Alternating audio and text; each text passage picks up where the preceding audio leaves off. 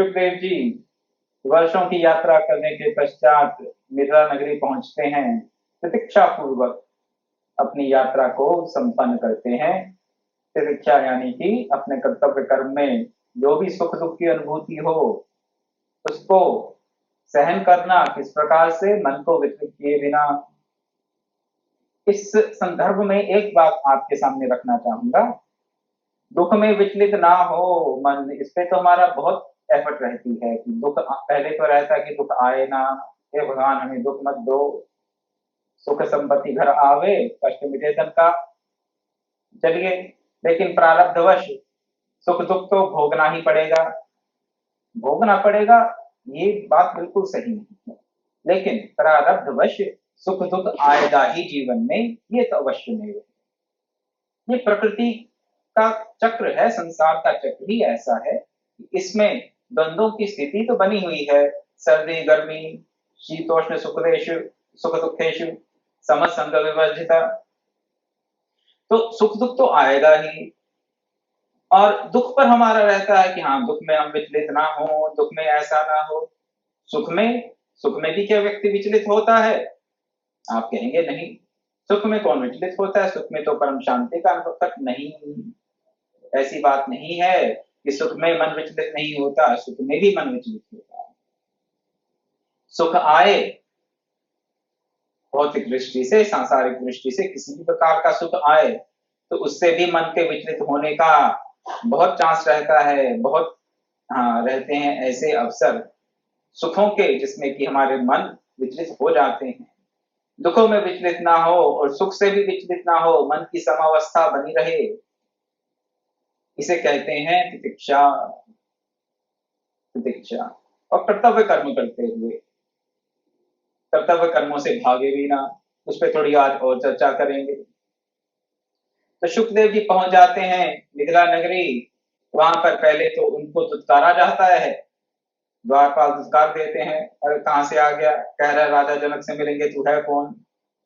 जब एक द्वारपाल ये देखता है कि इस ब्राह्मण कुमार के मुखमंडल पर तिरस्कार से किसी भी प्रकार का कोई प्रभाव नहीं पड़ा, इसके तेज में किसी भी प्रकार की क्षीणता नहीं आई, जिसे आम भाषा में कह देते हैं कि चेहरा उतर जाना, चेहरा नहीं उतरा सुखदेव जी का। तिरस्कार मिला, लेकिन मन की स्थिति और मुखमंडल पर जो आभा थी वो जो की त्यों बनी हुई थी। किसी भी प्रकार का क्रोध, किसी भी प्रकार की रोष की भावना उनके मन में नहीं आई, और ना ही उसका कोई प्रभाव उनके मुख पर दिखा। मुख पर प्रभाव दिखता है, मन में जो चल रहा होता है अवश्य दिखता है। तो जब मुख पर कोई प्रभाव नहीं दिखा उन्हें, उस द्वारपाल को, तो वो समझ गया ये कोई उच्च कोटि के महात्मा हैं, तो अवश्य ही इनका आदर सत्कार करना चाहिए। और आदर सत्कार पूर्वक वो ले गया सुखदेव जी को ऐसे स्थान पर जहां पर सब प्रकार की भोग विलास की सामग्रियां उपस्थित थी। एक दिन एक रात उस स्थान पर सुखदेव जी को रखा गया। सुखदेव तो परमहंस अवस्था के संत हैं, उनको भोग सामग्रियां किस प्रकार विचलित कर सकेंगी, नहीं कर पाएंगे। तो जब द्वारपालों ने देखा, सेवकों ने देखा, राजा जनक के सेवकों ने देखा कि ब्रह्म चिंतन में संलग्न रहते हुए सुखदेव भगवान किसी भी प्रकार की भोग ऐश्वर्य की विलास की वस्तु से उनके मन में कोई खलबली नहीं हुई, खलबली ही नहीं हुई मन में। ऐसा नहीं कि मन में खलबली हुई और उन्होंने कंट्रोल कर लिया, नहीं। मन में खलबली हो और कंट्रोल कर लें तो वो परमहंस अवस्था नहीं, वो उससे नीचे की अवस्था है। वो भी बड़ी अच्छी अवस्था है, ऐसी बात नहीं कि मन में खलबली हुई, कुछ देखकर मन ललचा गया और फिर हमने मन को समझा लिया नहीं नहीं ये करना उचित नहीं है, ये हमारे लिए करणीय कर्म नहीं है, ये हमें अधोगति में ले जाएगा, इस प्रकार का भोग विलास, इसलिए हमें ये नहीं करना चाहिए। ऐसा मन को समझा लें, ये भी बहुत अच्छी अवस्था है। मन में विचार आए, कोई भी कुविचार आ जाए मन में, लेकिन हम उस पर एक्शन ना लें, उसके बारे में कुछ करें ना, मन के विचार को मन में ही शांत करके उसका क्रियान्वयन ना करें। बड़ी अच्छी अवस्था है ये साधना की, लेकिन परमहंस अवस्था में मन में खलबली ही नहीं होती। उस स्थिति का नाम है परमहंस। परमहंस की स्थिति में, परमहंस अवस्था में किसी भी प्रकार की भोग विलास की वस्तुएं उस व्यक्ति के, उस परमहंस के किसी भी प्रकार के मन में खलबली नहीं पैदा कर पाती। तो क्या किया जाए? अब जब उन्होंने देखा कि शुकदेव परमहंस अवस्था के जिज्ञासु, परमहंस अवस्था के व्यक्ति के मन में जिज्ञासा भी नहीं होती, लेकिन यहाँ पर शुकदेव जिज्ञासा लेकर आए हैं। उसका क्या कारण है उसके बारे में और चर्चा करेंगे, लेकिन पहले देखते हैं कि शुकदेव जी जब पहुंच गए जनक जी के पास तो उनके बीच में क्या वार्तालाप हुआ। दूसरे दिन, एक दिन एक रात सब भोग विलास की सामग्रियों में शुकदेव जी रहे। जब उनके मन में किसी भी प्रकार का विचलन का भाव उपस्थित नहीं हुआ तो उनको राजा जनक जी के पास लेके जाया गया, उनकी विधिवत पूजा अर्चा की गई और उसके पश्चात कुशल मंगल पूछा कहाँ से आए हैं, कौन है आप, कुशल मंगल हैं, आपकी यात्रा कैसी रही। उसके पश्चात फिर शुकदेव ने कहा कि मैं किस प्रयोजन से आया हूं। राजा जनक से उन्होंने कहा कि मैं आपसे अपने संशयों का निवारण चाहता हूं। मुक्ति का कौन सा मार्ग है, उस ब्रह्म तत्व को किस प्रकार, उस परम तत्व को किस प्रकार प्राप्त किया जा सकता है। मैं ये कह रहा था कि शुकदेव जी का आदर सत्कार किया गया जनक जी द्वारा, कुशल मंगल पूछा गया। उसके बाद शुकदेव ने अपने आने का प्रयोजन बताया। प्रयोजन क्या बताया? कि मैं अपने संशय का निवारण चाहता हूं। मुझे ये बताइए कि उस परम तत्व की, उस ब्रह्म तत्व की प्राप्ति किस प्रकार की जा सकती है। उसके उत्तर में राजा जनक जो कहते हैं उसका आज हम थोड़ा सा अध्ययन करेंगे। अध्ययन, सबसे पहली बात बताते हैं जनक जी कि बिना ज्ञान के मोक्ष नहीं हो सकता, बिना ज्ञान के मोक्ष नहीं हो सकता, और बिना गुरु संबंध के ज्ञान नहीं होता। दो बातें, बिना ज्ञान के मोक्ष नहीं होता। बिना मोक्ष और भक्ति में अंतर मत समझिएगा, मेरा आप सबसे निवेदन है। यहाँ पर जहां पर मोक्ष कहूं उसे पराभक्ति, और जहां पराभक्ति कहूं उसे मोक्ष, ये मेरे लिए पर्यायवाची हैं, सिनोनिमस हैं, इनमें कुछ अंतर नहीं है। पराभक्ति और परब्रह्म की प्राप्ति, मोक्ष की उच्चतम अवस्था, ब्रह्म निर्वाण जिसे कहा जाता है, इनमें कोई अंतर नहीं है। यहाँ पर तो बिना ज्ञान के मोक्ष प्राप्त नहीं होता, और वो मोक्ष कब प्राप्त होता है? ज्ञान से, और ज्ञान प्राप्त होता है गुरु के संबंध से, अवश्य ही। बिना गुरु के संबंध से, बिना गुरु की कृपा से ज्ञान प्राप्त नहीं हो सकता। तृतीय ज्ञानान मुक्ति, ज्ञान के बगैर मुक्ति नहीं, ज्ञान गुरु के संबंध के बिना प्राप्त नहीं होगा। क्यों नहीं प्राप्त होगा? पुस्तकीय ज्ञान प्राप्त कर सकते हैं हम अवश्यमेव, बहुत सी पुस्तकें, पुस्तकीय ज्ञान प्राप्त करने के लिए भी किसी प्रकार के गुरु की, आचार्य की, उपाध्याय की आवश्यकता पड़ेगी, और उस ब्रह्म तत्व को प्राप्त करने के लिए तो किसी श्रोत्रिय ब्रह्मनिष्ठ गुरु को ही अपने आप को समर्पित करना पड़ेगा। इसके अलावा और कोई रास्ता है नहीं। भगवान की कृपा गुरु की कृपा के रूप में ही हमारे सामने उपस्थित होती है।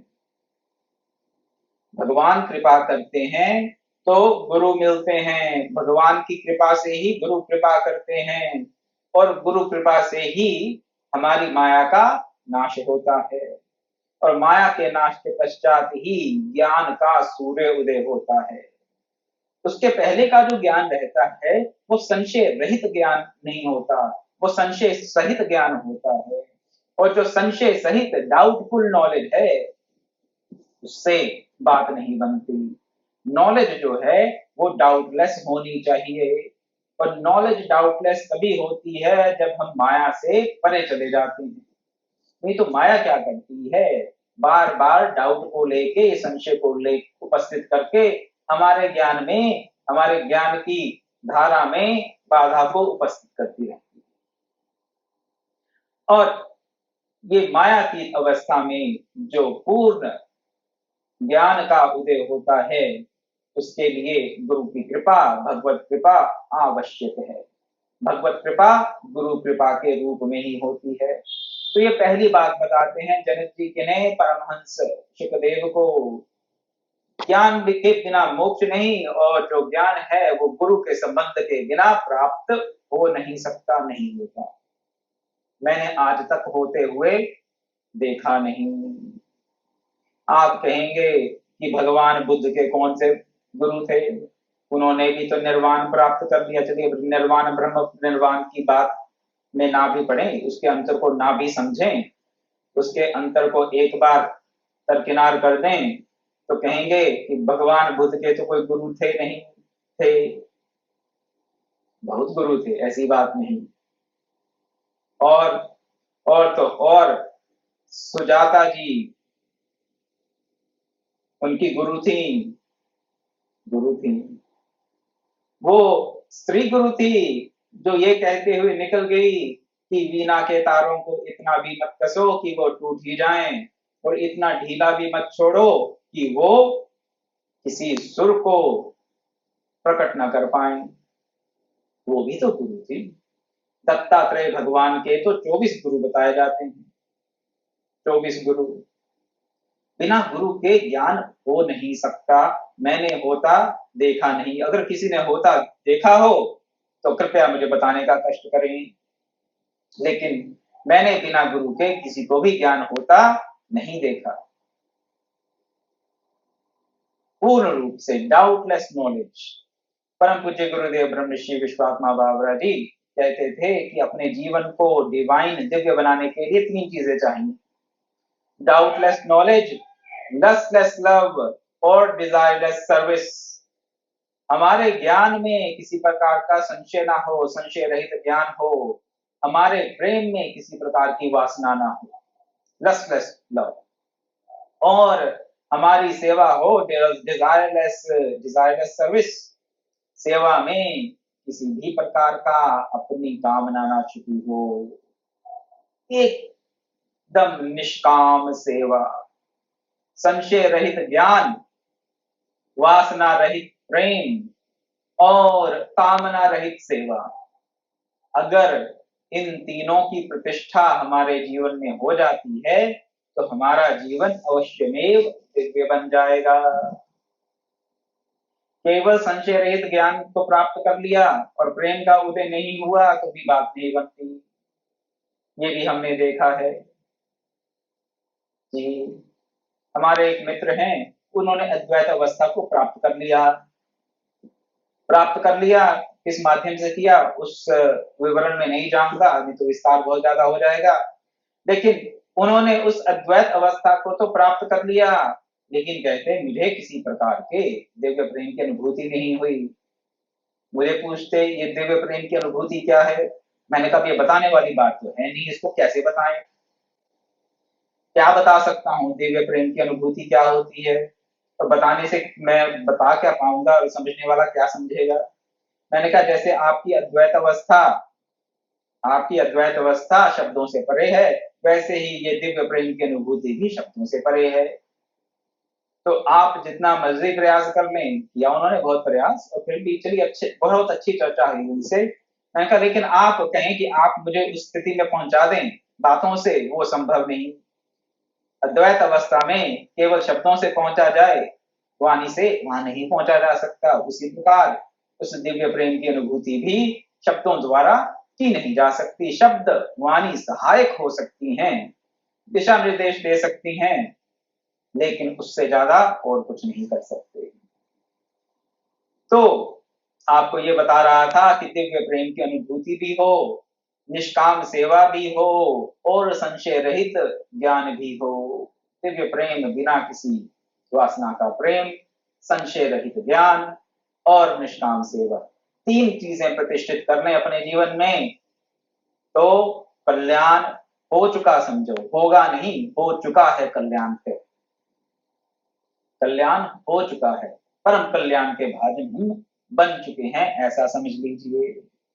तो यहाँ पर तो ज्ञान की बात कर रहे हैं कि ज्ञान बिना गुरु के होता नहीं, और गुरु को ही इस भवसागर से पार जाने के लिए कर्णधार बताया गया।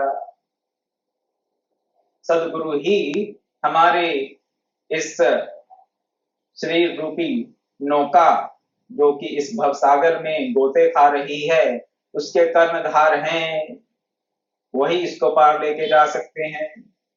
और ज्ञान से क्या होता है बताते हैं, ज्ञान से कृत्यता आती है। ज्ञान होने का क्या लक्षण है, कैसे मान ले कि संशय रहित ज्ञान हो गया या नहीं हुआ, क्या क्राइटेरिया है इसका, क्या मापदंड है कि हमारा ज्ञान संशय रहित है या नहीं।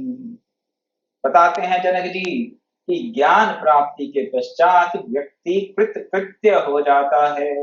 कृत्य, ये कृत्य होना क्या होता है, गदगद होना कह देते हैं हम, कई बार कहते हैं कृत्य होना, गदगद होना, वो भी एक प्रकार से ठीक है, लेकिन कृत्य का जो शाब्दिक अर्थ है, लिटरल मीनिंग है, वो ये है कि व्यक्ति के लिए कुछ भी करना शेष नहीं रह जाता। ज्ञान प्राप्ति के बाद व्यक्ति के लिए कुछ भी करना शेष नहीं रह जाता। कृत्य जो कृत्य था वो कृत्य हो गया, कृत्य होना। ज्ञान से व्यक्ति में कृत्यता आती है, एक लक्षण, संशय रहित ज्ञान से, थोड़े बहुत ज्ञान से नहीं, 5-10% का ज्ञान नहीं, आधा अधूरा ज्ञान नहीं, संशय रहित पूर्ण ज्ञान से व्यक्ति में कृत्यता आती है। उसको लगता है कि मेरे लिए कुछ भी करना अब शेष नहीं है, पहला लक्षण। दूसरा, फिर तो सभी मार्ग स्वयं समाप्त हो जाते हैं, कोई मार्ग नहीं रहता। ये मार्ग, वो मार्ग, इसका मार्ग, उसका मार्ग, जो भांति भांति के मार्ग अभी हमें नजर आते हैं वो सब मार्ग समाप्त हो जाते हैं। मार्ग कैसे समाप्त हो जाते हैं, क्योंकि गंतव्य का ही लोप हो जाता है। डेस्टिनेशन होगी तो कोई रूट पकड़ेंगे वहां पहुंचने के लिए, जब कोई डेस्टिनेशन ही नहीं है, जब कोई गंतव्य ही नहीं है तो कौन सा रूट होगा, कौन सा मार्ग होगा, नहीं होगा। तो ये उस स्थिति की बात है, ज्ञान की अवस्था, पूर्ण ज्ञान की अवस्था में, संशय रहित ज्ञान की अवस्था में ना तो कुछ करणीय है, व्यक्ति कृतकृत्य हो गया है, ना कोई प्राप्तव्य है, ना कोई गंतव्य है, ना ही कोई मार्ग है। तो ऐसा व्यक्ति क्या करता है फिर, कहते हैं लोक मर्यादा और कर्म मर्यादा का उच्छेद ना हो, इसके लिए वर्णाश्रम का सेवन आवश्यक कहा गया है। इस व्यक्ति के लिए करणीय कुछ नहीं है, लेकिन फिर भी लोक मर्यादा के अनुसार और वर्णाश्रम व्यवस्था के अनुसार जो उसे करना चाहिए, ब्रह्मचर्य आश्रम में है, गृहस्थ आश्रम में है, वानप्रस्थ है, सन्यासी है, जिस आश्रम धर्म को अपनाए हुए है तदनुसार उसे अपना व्यवहार और लोकाचार करते रहना चाहिए। क्यों करते रहना चाहिए, क्योंकि कर्म का उच्छेद नहीं होना चाहिए। कर्म का उच्छेद ना हो, जो हमारी मानव जीवन की जो परंपरा बनी हुई है, जो बहुत कल्याणकारी परंपरा है, उसमें किसी प्रकार का विघ्न ना आवे, इसके लिए पूर्ण ज्ञान को प्राप्त व्यक्ति भी अपने वर्णाश्रम धर्म का पालन करता रहता है, अपने गुणों के अनुसार कर्म में संलग्न रहता है। कबीर जी कपड़ा बुनते रहे, कर्माबाई उपले बना बनाकर बेचती रही, और भी बहुत से संतों की अब आगे कथाएं आएंगी भक्तमाल में, जहां हम ये देखेंगे कि जो जिस कर्म में संलग्न था अपने वर्णाश्रम के अनुसार, उसमें वो लगता रहा, उससे उसने उच्छेद नहीं किया अपने जीवन का। ये नहीं कहा कि अब तो मैं ब्रह्मज्ञानी हो गया, अब मुझे कपड़ा बुनने की क्या आवश्यकता है। कर्माबाई ने ये नहीं कहा कि मुझे तो अभी प्रभु की प्राप्ति हो गई, इसलिए मैं उपले क्यों बनाऊं। वो उपले बनाती रही, बेचती रही, लड़ती झगड़ती भी रही, लड़ती झगड़ती रही और उनसे उपलों के लिए कई बार। कबीर जी अपना कपड़ा बुनते रहे जीवन पर्यंत, कर्म का उच्छेद न हो। इसलिए ब्रह्मज्ञानी व्यक्ति पराभक्ति को प्राप्त संत अपने कर्म में संलग्न रहते हैं। क्यों रहते हैं? क्योंकि अपने वर्ण आश्रम की जो भी कर्म है, जो भी कर्तव्य हैं, जो भी करणीय कार्य हैं, अगर उनको करते रहेंगे तो उससे हम परम सिद्धि को प्राप्त कर लेते हैं। अब आप कहेंगे भक्ति से, ज्ञान से भगवान मिलते हैं, परम पद मिलता है, या कपड़ा बुनने से, उपले बनाने से, या अपने वर्ण और आश्रम के अनुसार कर्म करने से? प्रश्न ये उठ सकता है कि व्यक्ति क्या करे, कपड़ा बुने, उपले बनाए, भगवान की भक्ति करे, दोनों करे, दोनों करे। अपने जो कर्तव्य कर्म हैं उनको भी पूर्ण निष्ठा के साथ वो अपने जीवन में स्थान दे, उनका निर्वहन करे, और साथ ही साथ अपना जो साधन का मार्ग है उसको भी पूर्ण निष्ठा के साथ अपने जीवन में स्थान दे, उसको अपनावे पूर्ण रूप से, तभी कल्याण का भागी व्यक्ति बन सकता है। अकर्मण्यता से कभी भी भगवान की प्राप्ति नहीं हो सकती, क्योंकि कर्म प्रधान विश्व कर राखा, कर्म को प्रधान कर रखा है भगवान ने यहाँ पर। और जब तक शरीर है, इंद्रियां हैं, मन है, बुद्धि है, तब तक कर्म का हम परित्याग कर नहीं सकते। इसलिए अपने गुणों के अनुसार, अपने वर्ण के अनुसार, अपने आश्रम के अनुसार हमें कर्म करते रहना चाहिए। नहीं करेंगे तो क्या होगा? लोक मर्यादा नष्ट हो जाएगी, वो एक बात। अगर हमें लोक मर्यादा की टेंशन नहीं है कि लोक मर्यादा बचती है कि नष्ट हो, तो अपने लिए क्या लाभ है? लाभ ये है कि जो गुण है हमारे में प्रारब्धवश, जिन गुणों को हमने धारण किया इस शरीर के साथ, गुण क्या है? चातुर्वर्ण मया सृष्टि गुण कर्म विभागश्च।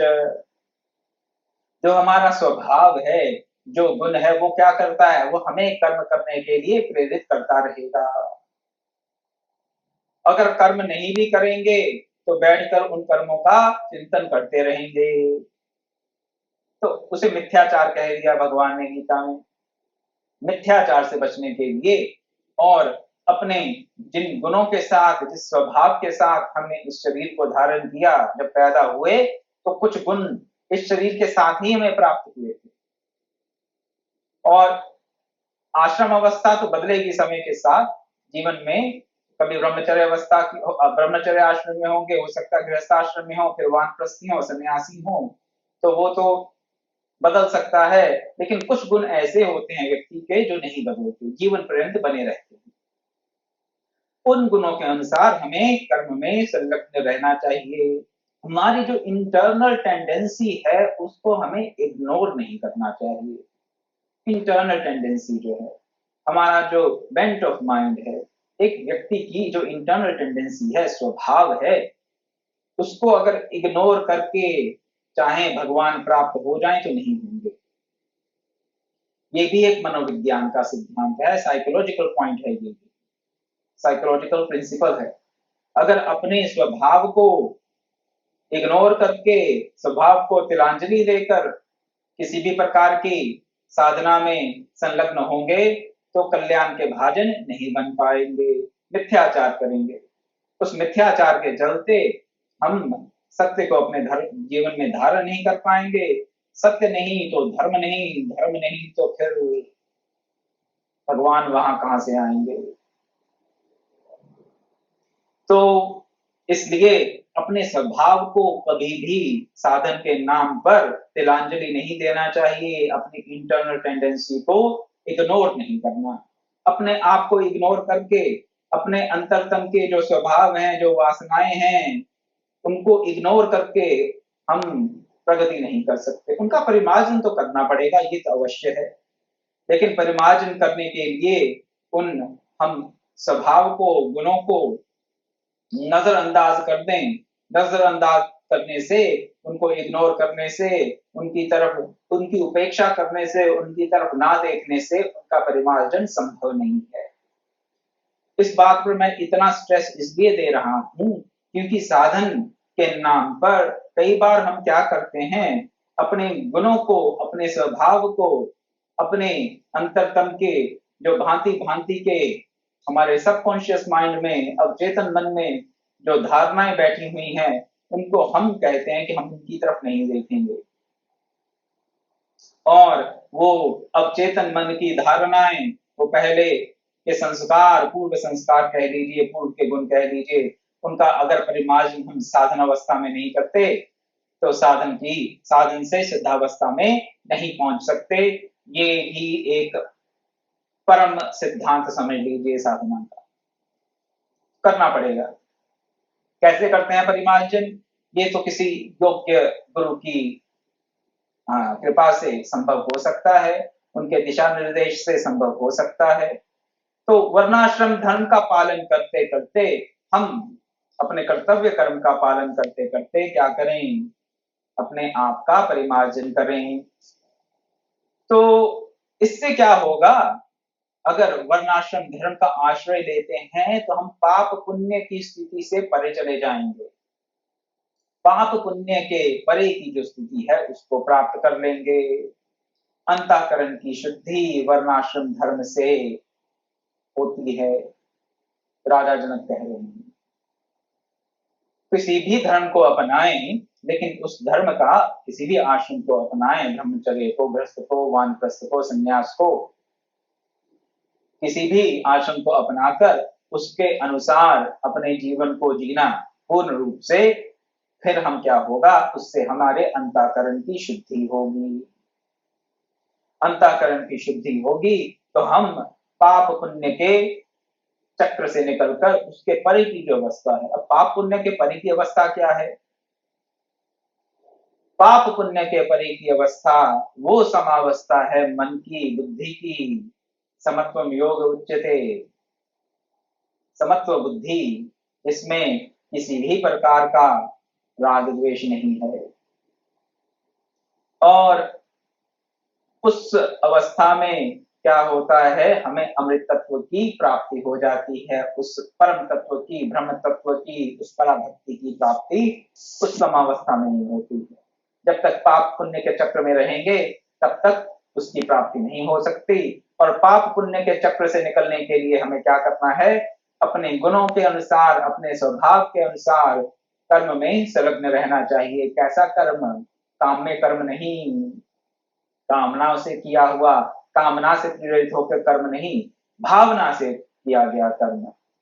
निष्काम सेवा, निष्काम सेवा में भी हम अपने स्वभाव को, अपने गुणों को ध्यान में रखकर सेवा में संलग्न होंगे, तभी सफलता मिलेगी निष्काम सेवा में, अन्यथा नहीं।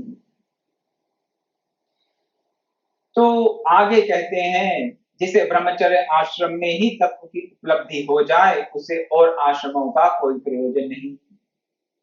ब्रह्मचर्य आश्रम में अगर हमें सब उपलब्धि हो गई तो उस व्यक्ति को और आश्रमों का आश्रय लेने की कोई आवश्यकता नहीं।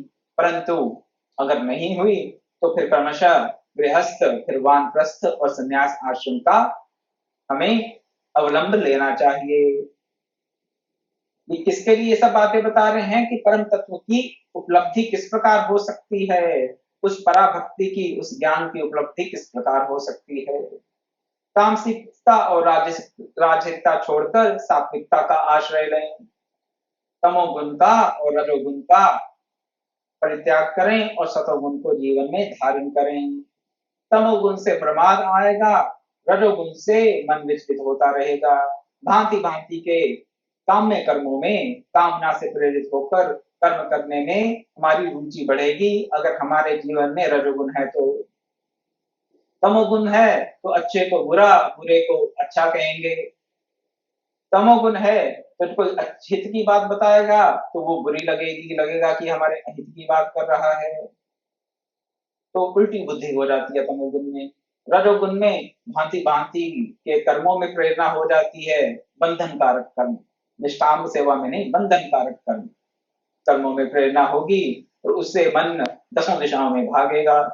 जिसका मन दसों दिशाओं में भागेगा उसका मन भगवत चरणों में अनुरक्त कहां से होगा। और एक और क्राइटेरिया बताते हैं साधना का, कैसी अवस्था चल रही है, साधना में हमारी प्रगति हो रही है ये नहीं हो रही, उसके लिए ये एक क्राइटेरिया, एक मापदंड बता रहे हैं जनक जी। कहते हैं धीरे धीरे बहिर्मुखता का त्याग करके अंतर्मुखता का संपादन करना चाहिए। देखिए अगर साधना में प्रगति हो रही है तो हम अंतर्मुखी होते जाएंगे, और अगर साधना के नाम पर किसी और चीज को अपनाए हुए हैं तो फिर बहिर्मुखता बढ़ती ही जाएगी। सेवा के नाम पर कई बार हम बहुत बहिर्मुख हो जाते हैं, लेकिन जो निष्काम सेवा है वो हमें बहिर्मुख नहीं, वो हमें अंतर्मुखी बनाएगी। और जितने अंतर्मुखी होंगे उतना ही हमारे साधना को बल मिलेगा, उतनी ही अच्छी हमारी साधना चल रही है, ऐसा हमें समझना चाहिए। साधन का सच्चा स्वरूप अंतर्मुखता ही है, राजा जनक बता रहे हैं।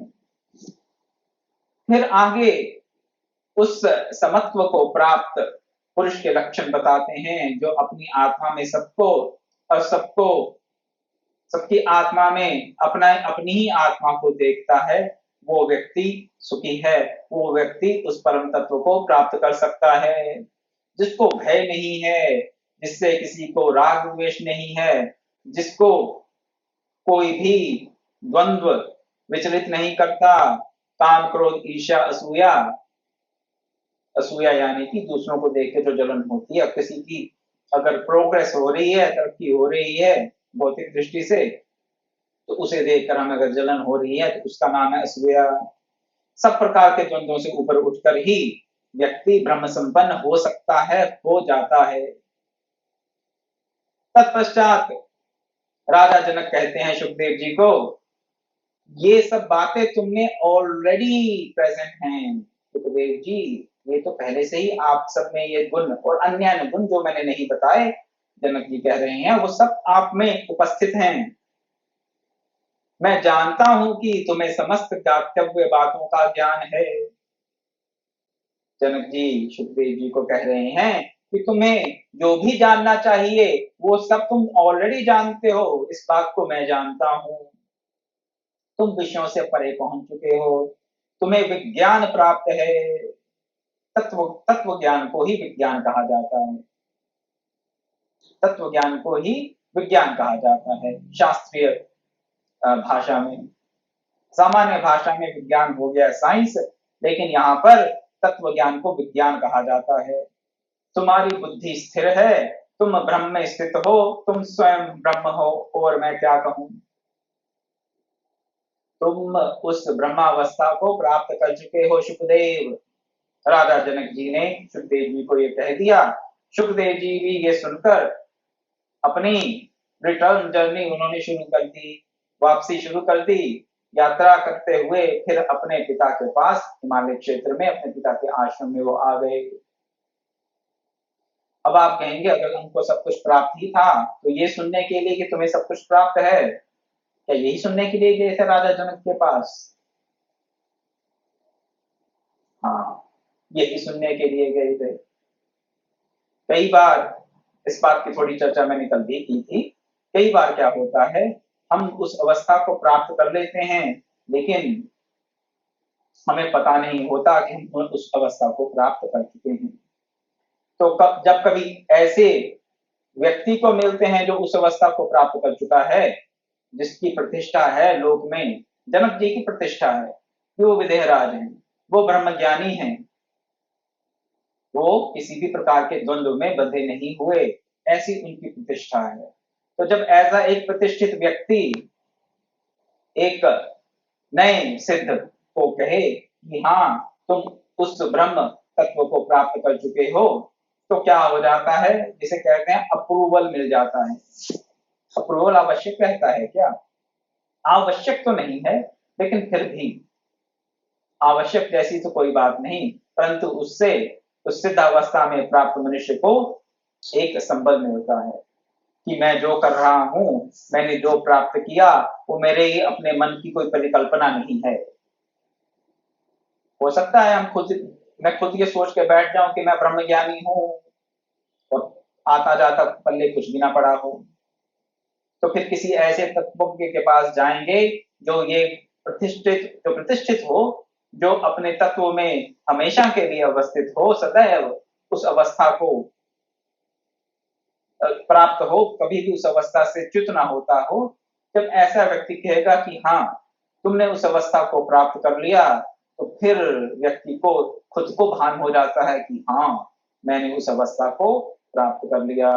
सुखदेव जी की पूरी यात्रा का भी यही प्रयोजन था।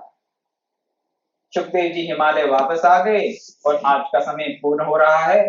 कल सुखदेव जी के जन्म के संबंध में एक और कथा है, वो आपके सामने रखेंगे, और साथ ही साथ उस वार्तालाप को आपके सामने रखने का प्रयत्न करूंगा, जिस वार्तालाप में भगवान व्यासदेव अपने पुत्र सुखदेव से कहते हैं कि घर छोड़ के मत जाओ, और सुखदेव अपने पिता के जितने भी प्रश्न होते हैं, जितने भी तर्क होते हैं, उन तर्कों का वाद कर देते हैं, उन तर्कों का उत्तर देकर अपने घर से निकल जाते हैं। स्कंद पुराण की ये एक कथा है जो आपके सामने कल रखूंगा। आज आप सबके लिए गुरु चरणों में, भगवत चरणों में यही प्रार्थना करता हुआ कि हम भी उस परम तत्व की प्राप्ति के लिए सदा तत्पर रहें, संयतेंद्रिय रहकर उसे प्राप्त करने का प्रयास करें। इसी प्रार्थना के साथ मैं अपनी वाणी को विराम देता हूं। ओम पूर्णमदः पूर्णमिदं पूर्णात् पूर्णमुदच्यते पूर्णस्य पूर्णमादाय पूर्णमेवावशिष्यते। ओम शांति शांति शांति। हरि ओम तत्सत्।